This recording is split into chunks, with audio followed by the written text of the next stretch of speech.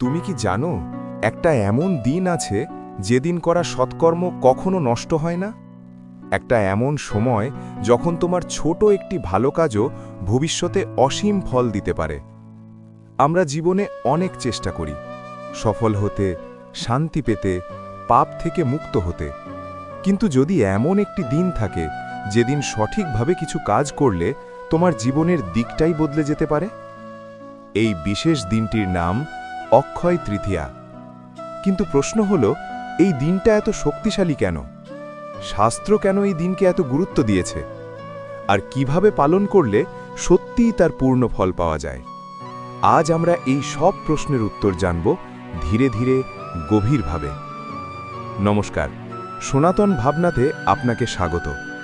আজকের এই বিশেষ ভিডিওতে আমরা জানব অক্ষয় তৃতীয়া কি, 2026 সালে কবে, কেন এই দিনকে চিরন্তন শুভ বলা হয়, কিভাবে পূজা করতে হয়, কি করা উচিত, কি করা উচিত নয়, এবং সবচেয়ে গুরুত্বপূর্ণ, কিভাবে এই দিনটি তোমার জীবনকে ভিতর থেকে পরিবর্তন করতে পারে।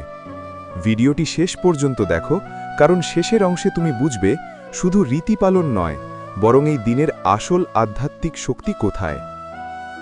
অক্ষয় শব্দের অর্থ যা কখনো ক্ষয় হয় না, অর্থাৎ এই দিনে করা সৎকর্ম, পূজা, দান সময় পেরিয়ে গেলেও তার ফল শেষ হয় না। আমাদের জীবনের বেশিরভাগ কাজের ফল সীমিত হয়, কিন্তু এই দিনটি এমন একটি সময় যেখানে সৎকর্মের শক্তি বহু গুণ বৃদ্ধি পায়। এটা শুধু বিশ্বাস নয়, এটা একটি আধ্যাত্মিক সত্য যা বহু যুগ ধরে অনুভব করা হয়েছে। 2026 সালে অক্ষয় তৃতীয়া পালিত হবে এপ্রিল মাসে। এই দিনটি বৈশাখ মাসের শুক্লপক্ষের তৃতীয়া তিথিতে পড়ে। তোমার স্থানীয় পঞ্জিকা অনুযায়ী সঠিক সময় যাচাই করে নেওয়ার ভালো, কারণ তিথির সূচনা ও সমাপ্তি সময়ভেদে পরিবর্তিত হতে পারে।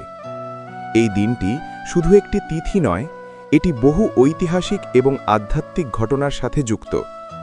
এই দিনে গঙ্গার অবতরণ হয়েছে বলে মনে করা হয়। এই দিনে মহাভারতের রচনা শুরু হয়েছিল। এই দিনে পাণ্ডবরা অক্ষয় পাত্র লাভ করেছিলেন, যা কখনো শূন্য হতো না। এছাড়া ভগবান বিষ্ণুর অবতার পরশুরামের জন্মদিন হিসাবেও এই দিনটি পালিত হয়। এই সব ঘটনাগুলো একটি বিষয়ই বোঝায়, এই দিনটি সৃষ্টির শক্তির সাথে গভীরভাবে যুক্ত। প্রকৃতির একটি নিজস্ব ছন্দ আছে। কিছু সময় এমন থাকে যখন ইতিবাচক শক্তি বেশি সক্রিয় হয়। অক্ষয় তৃতীয়া সেই রকম একটি সময়। এই দিনে তুমি যা শুরু করবে তার ওপর এক ধরনের সূক্ষ্ম শক্তির প্রভাব পড়ে। এই কারণেই এই দিনটিকে নতুন সূচনার জন্য শ্রেষ্ঠ সময় বলা হয়। সকালবেলা ভোরে ওঠো, স্নান করে পরিষ্কার বস্ত্র পরিধান করো, ঘর পরিষ্কার রাখো, বিশেষ করে পূজার স্থান। প্রথমে ভগবান বিষ্ণুর পূজা করো, তারপর মা লক্ষ্মীর পূজা করো, এরপর গণেশের পূজা করলে ভালো হয়। ধূপ, প্রদীপ, ফুল, ফল দিয়ে পূজা করো, শান্ত মনে জপ করো, ওং নমো নারায়ণায়। পূজার সময় মন যেন স্থির থাকে, কারণ ভক্তি সবচেয়ে গুরুত্বপূর্ণ। এই দিনটি নতুন কিছু শুরু করার জন্য অত্যন্ত শুভ।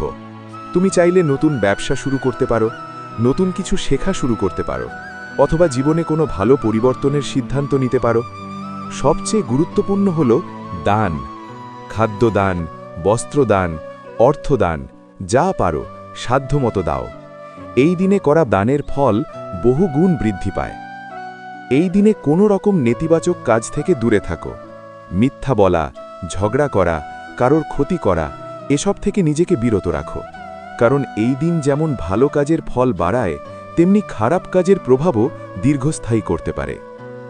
অনেকেই এই দিনটিকে শুধু ধন সম্পদের সাথে যুক্ত করে, কিন্তু এর আসল উদ্দেশ্য হল আত্মার উন্নতি। যদি তুমি এই দিনে নিজেকে পর্যালোচনা করো, নিজের ভুল স্বীকার করো, অন্যকে সাহায্য করো এবং সত্যের পথে চলার সংকল্প নাও, তাহলে এই দিনটি তোমার জীবনের সত্যিকারের পরিবর্তন আনতে পারে। অক্ষয় তৃতীয়া শুধুমাত্র একটি শুভ দিন নয়, এটি একটি সুযোগ, একটি নতুনভাবে শুরু করার সুযোগ, একটি উন্নত মানুষ হওয়ার সুযোগ। তাই এই দিনটিকে শুধু রীতি হিসাবে নয়, একটি উপলব্ধি হিসাবে গ্রহণ করো। যদি এই ভিডিওটি তোমার ভালো লাগে, সনাতন ভাবনা চ্যানেলটি সাবস্ক্রাইব করো, আর কমেন্টে জানাও তুমি এই অক্ষয় তৃতীয়ায় কি করার পরিকল্পনা করছো? ধন্যবাদ।